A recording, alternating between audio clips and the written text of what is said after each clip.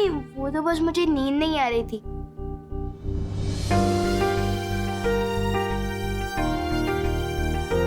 तू बिस्तर पे नहीं दिखा तो सारे घर में ढूंढा तुझे, नहीं मिला तो कितना डर गई थी मैं, जान निकल गई थी मेरी। आप चिंता मत करो मम्मी, जब तक आप मेरे साथ हो मेरे साथ कुछ बुरा नहीं हो सकता।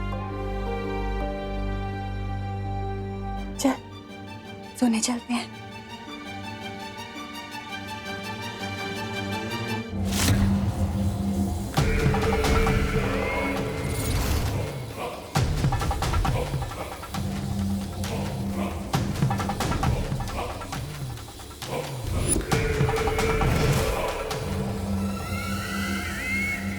बस थोड़ी देर में भैरानी इस कभी ना होने वाले बालवीर को इस काल जल में डुबाएगी और काल जल को छूते ही वो बन जाएगा तिम्नासा का गुलाम कालवीर।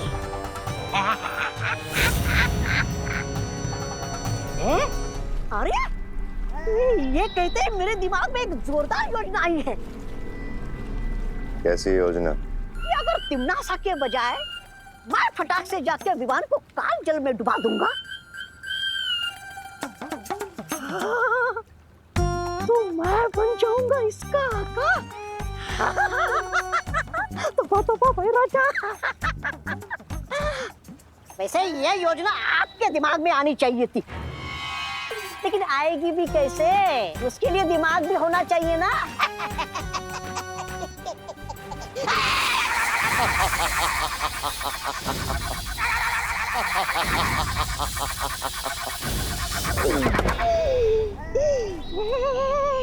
बेवकूफ, इस रेखा को लांघने की कोशिश मत करना।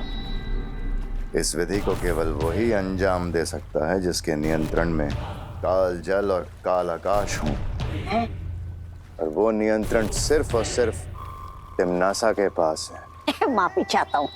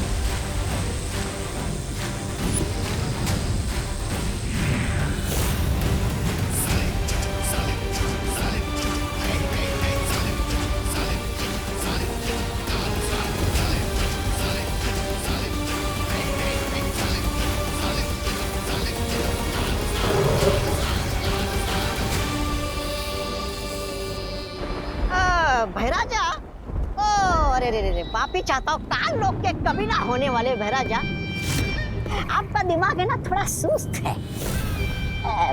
ऐसा मैं नहीं, काल लोग वाले बोलेंगे। ये देखकर कि आपने आकाश और धरती का रास्ता तो बंद कर दिया, लेकिन वो बालवीर काल जल से निकल आया और बोला था पाप। बेवकूफ,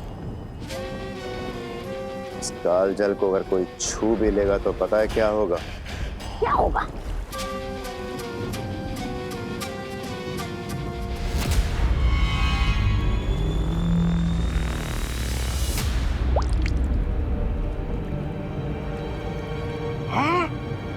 इस काल जल को छूते ही वो इंसान भाप बन जाएगा। हाँ? फिर तो ये उत्तराधिकारी थोड़ी देर में कालजल नहीं, भाप का बादल बनकर ऊपर मंडराएगा। बेवकूफ, इस काल जल पे केवल तिम्नासा का नियंत्रण है। जिसे भी वो इस जल में अपनी मर्जी से डालेगी उसे कुछ नहीं हो सकता। ओह अच्छा, समझ गया। भैरानी जिसे काल जल में डालेगी उसका होगा और जो खुद से काल जल में जाएगा उसका हो जाएगा स्वाहा। वाह!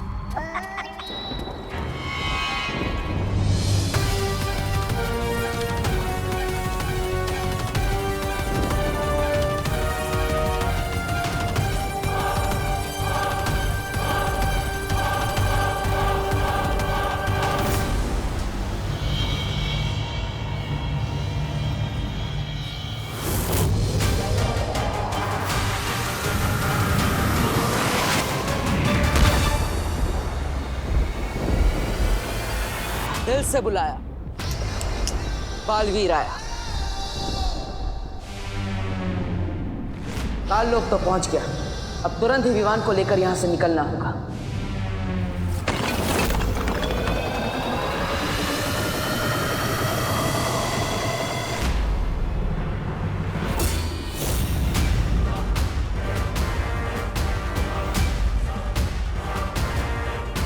रानी, नंदी उंगली की कसम, उस बालवीर की मृत्यु और इस कालवीर के जन्म में बस कुछ ही दूरी का फासला रह गया।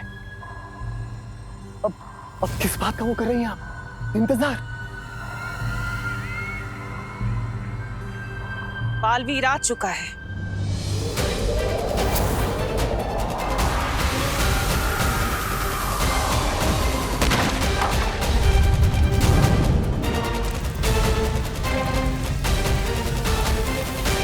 बालवीर? अरे नहीं नहीं भैरानी, मेरे रहते हुए बालवीर क्या, बालवीर का बाल भी नहीं आ सकता यहाँ पे।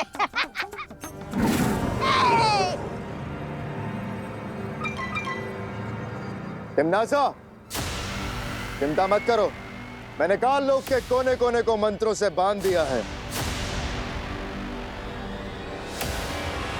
अगर बालवीर ने यहाँ कदम भी रखने की गलती करी तो बहुत पछताएगा, और अगर उसने उड़ के भागने की कोशिश की तो ये काल आकाश उसे भस्म कर देगा।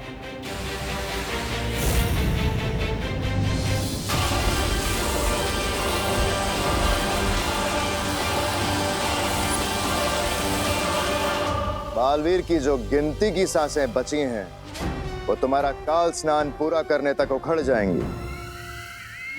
तुम निश्चिंत होकर विधि पूरी करो तिमनासा, बालवीर को मैं संभाल लूंगा। याद रहे कि वो मरे ना, उसे जिंदा मेरे पास लेकर आना, क्योंकि मैं चाहती हूँ कि वो अपनी आंखों से मेरी जीत और अपनी मौत होते हुए देखे। अरे इनकी तो फरमाइश ही खत्म नहीं होती, किसी के मरने में भी इन्हें मनोरंजन चाहिए। चलिए महाराजा।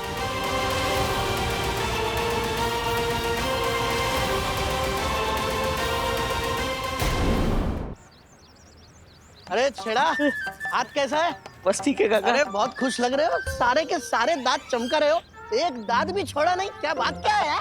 अरे काका क्या बताऊं आपको, वो मंदिर स्थापना की तैयारी करके आ रहा हूँ, पूरा 1001 रुपए का चंदा चढ़ाया है। काका मंदिर की तख्ती पे ना अपना नाम आएगा। नहीं होगा ऐसा, ऐसा हरगिज नहीं होगा। मंदिर ईश्वर की भक्ति और उनके आशीर्वाद से बनता है, चंदों से नहीं।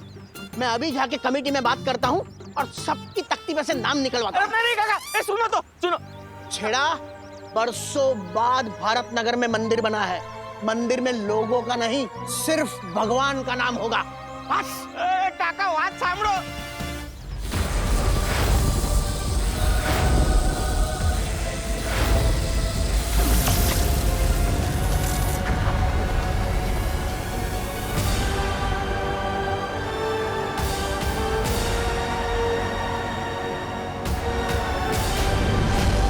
ये हुई ना बात, इस सुरक्षा कवच ने मुझे काल लोक के आकाश से बचा लिया।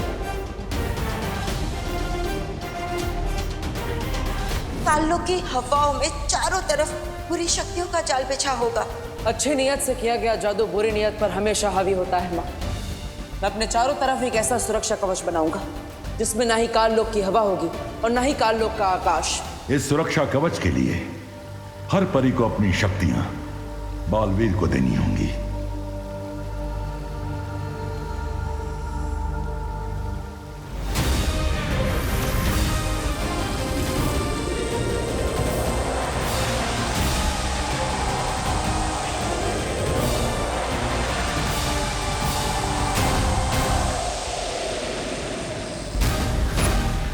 बहुत हुआ ये बिजली और धरती का खेल, अब जरा काल जल को ढूंढा जाए। जाके प्रसाद ले लो।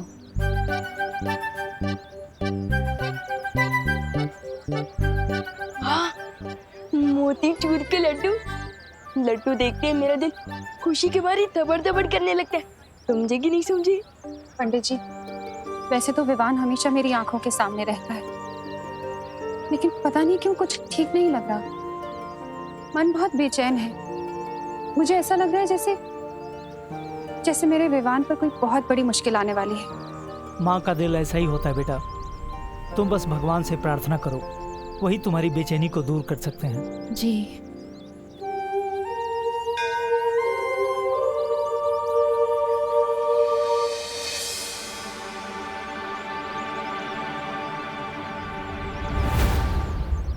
भगवान, मैं 5 दिनों तक नहीं, मैं 15 दिनों तक लड्डू खाने ही छोड़ दूंगा, पर आप बस विवान को सही सलामत अपनी माँ के पास लौटा दीजिए और बालवीर को जीत दिला दीजिए।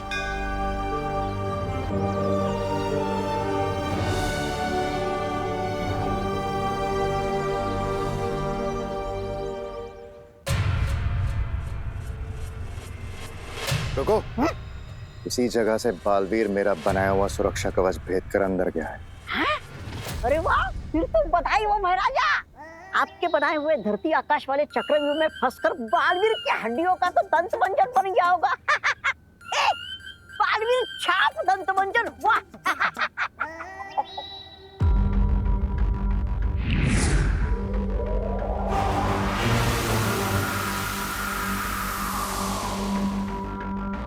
चलो। अरे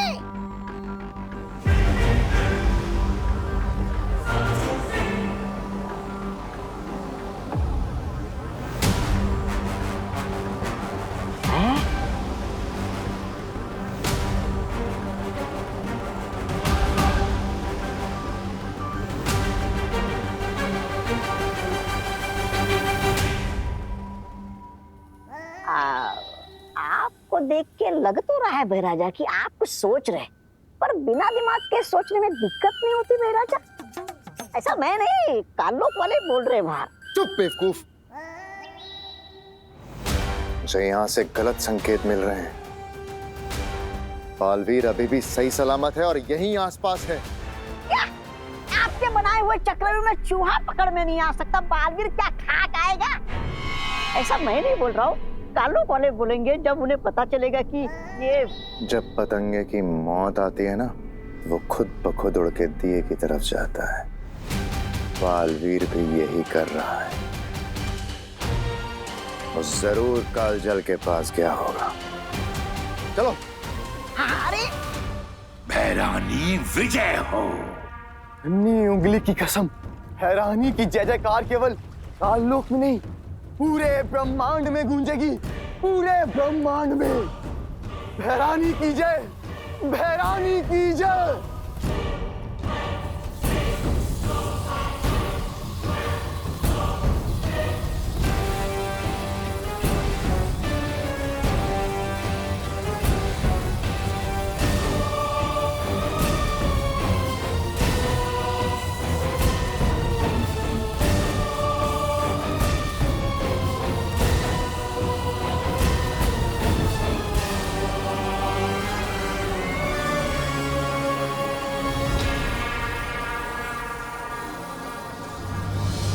इससे पहले कि विवान कालजल को छूए, मुझे तिम्नासा को रोकना होगा, और उसके लिए मुझे कालजल में किसी भी तरह जाना होगा। लेकिन कैसे बालवीर? कालजल के अंदर सुरक्षा कवच काम नहीं करता। मैं जानता हूँ ध्वनि परी, कालजल के अंदर सिर्फ तिम्नासा ही किसी को डाल सकती है। इसलिए मुझे कोई ऐसी तरकीब लगानी होगी कि तिम्नासा मुझे खुद उस कालजल के अंदर ले जाए। अब या तो ये तरकीब काम करेगी या फिर ये मेरी आखिरी तरकीब होगी।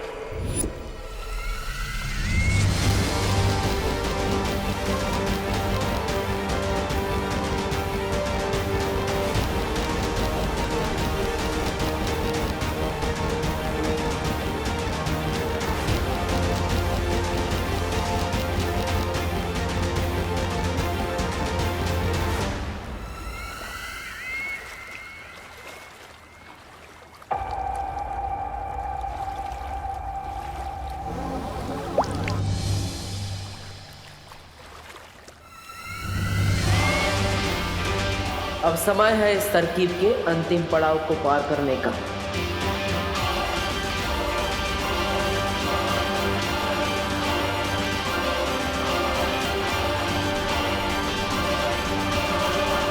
अक्रूर, बालवीर यहीं आसपास है, होशियार रहो। बस कुछ क्षण और, उसके बाद इसे बालवीर तो क्या भगवान भी नहीं बचा पाएगा।